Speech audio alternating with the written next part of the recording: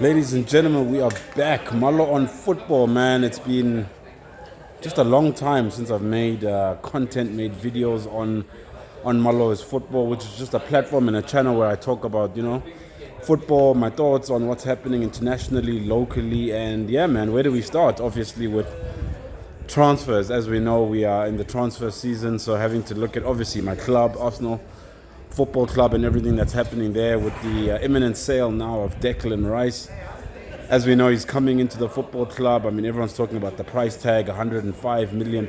But for me, honestly, it's not about that. It's about what we need in that midfield, the strength, the discipline. I think looking at last season, season that potentially we would have won if we had a player like him in our team. It wasn't so much about scoring goals. It was about shoring up the midfield. I think when Thomas Partey's form dropped, I think that was when everything seems to have changed from an Arsenal point of view. But I think that the opportunities are really there for a player like that to come into the side, create stability, maybe with Thomas Partey or even without, as maybe a lone six or a 6 and an 8, obviously with Havertz in that midfield as well. So it's going to be really interesting to see what they do with the side and they do with the formations, with the tactics.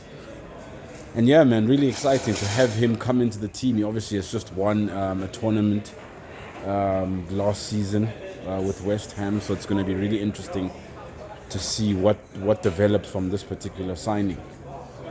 Staying obviously with the team is looking at Kai Havertz. A lot of people having their views on this particular signing. I must say, even myself, maybe not the player I would have automatically thought would have been able to come in and do a job, but I look at Kai Havertz and I look at obviously what he did at Leverkusen.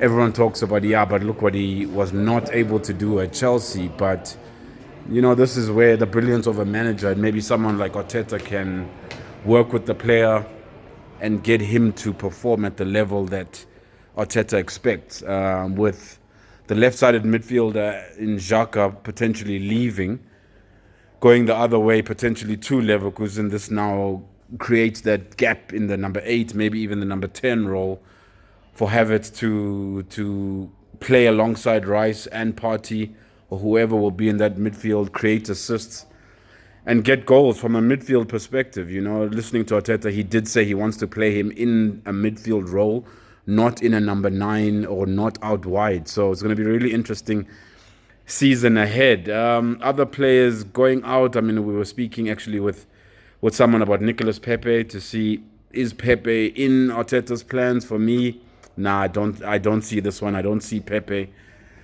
coming into an Arsenal side. This is not an Arsenal of top 5, top 6 anymore. This is an Arsenal team now that wants to win the league, wants to challenge in the Champions League positions, and I don't see Pepe being able to deliver at that level. What else is happening? From a South African point of view, I'm hearing rumors, obviously, of Billiat and him potentially leaving Kaizer Chiefs or them negotiating his contract. I think if anyone knows me, they know my views on South African football and just the poor quality, the poor play, the poor transfers. I mean, if you look at the brand that Kaizer Chiefs is and even was from a football point of view to what it is now, really, really not at the standards that they probably set out themselves. So yeah, man, I'll obviously keep updating with regards to daily videos on my thoughts and views on what's happening within the world of football. Banyana, I'm here actually at Rand Park Golf Club, where they actually hosted a golf day just last week, just before the turmoil and everything that happened with Dr. Danny Jordan and the monies. And yeah, man, I guess it goes back to that thing of South African football, whether it's on the field or not on the field, just constant drama, squabbles about money. And I really think it's a pity, because if you look at South African football, the women's team is actually the one that's keeping South African football in the best light. So really disappointing there what's happening. I actually reached out to one or two Banyana players just with regards to everything that's going on.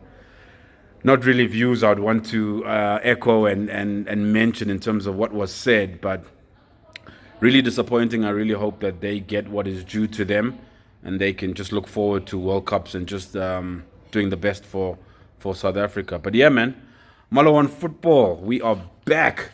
Looking forward to an absolutely brilliant transfer window for Arsenal and for the rest of the football season. We out.